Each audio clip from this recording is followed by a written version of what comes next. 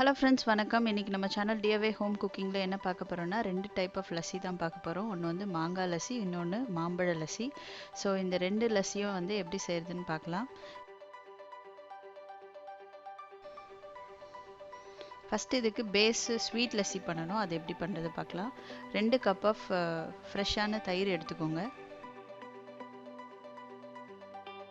சர்க்கரை வந்து உங்களுக்கு ஏற்ற மாதிரி அளவு. நான் ஒரு 4 டேபிள் ஸ்பூன் கிட்ட போட்டிருக்கேன்.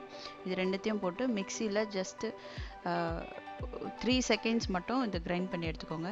அவ்வளோதான், நம்மளோட ஸ்வீட் லஸ்ஸி ரெடி ஆயிடுச்சு.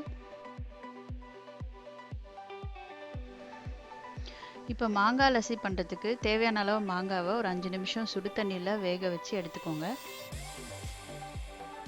அது கூட ஒரு 1/4 டீஸ்பூன் சாட் மசாலா, 1/2 டீஸ்பூன் சீரகத்தூள், 1/4 டீஸ்பூன் உப்பு, ஒரு 1/2 டீஸ்பூன் சர்க்கரை, ஒரு 1/4 டீஸ்பூன் அளவு மிளகுத்தூள். அவ்வளோதான்.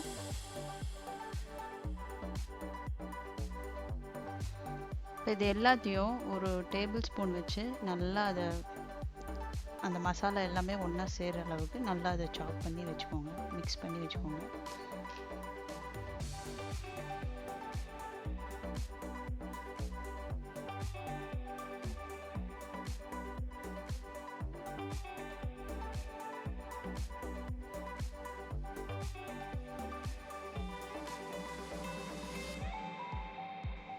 இப்போ இதை வந்து ஒரு கிளாஸில் ஆட் பண்ணிக்கலாம்.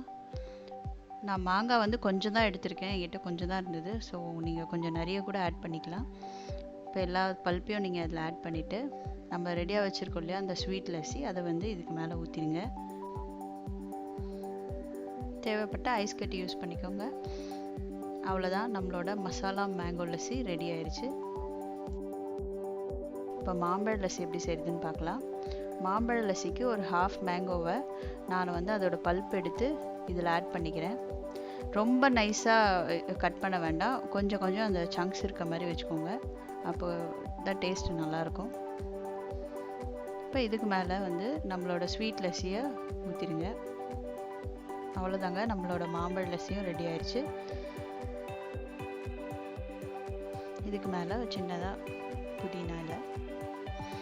இந்த வித்தியாசமான மாங்காய் மற்றும் மாம்பழ லஸ்ஸியை நீங்களும் வீட்டில் செஞ்சு பாருங்கள். நம்ம மாங்காய் லஸ்ஸி வந்து நிறைய அந்த சாட்டெல்லாம் சேர்த்துருக்கோம். ஸோ அது ஒரு டிஃப்ரெண்ட்டான சூப்பரான டேஸ்ட்டாக இருந்தது. ஸோ நீங்களும் உங்கள் வீட்டில் ட்ரை பண்ணி பாருங்கள், ரொம்பவே நல்லா இருந்தது. ஸோ இந்த சம்மரில் மாங்காய் அண்ட் மாம்பழம் ரெண்டுமே நம்மளுக்கு சீப் அண்ட் கிடைக்குது. ஸோ இதை நீங்கள் கண்டிப்பாக ட்ரை பண்ணி பார்த்துட்டு எப்படி இருந்ததுன்னு சொல்லுங்கள். இந்த வீடியோ உங்களுக்கு பிடிச்சிருக்குன்னு நினைக்கிறேன். இந்த வீடியோ பிடிச்சிருந்துன்னா கண்டிப்பாக நம்ம சேனல் மறக்காமல் சப்ஸ்கிரைப் பண்ணிடுங்க. உங்கள் ஃப்ரெண்ட்ஸ் அண்ட் ஃபேமிலிக்கு ஷேர் பண்ணுங்கள்.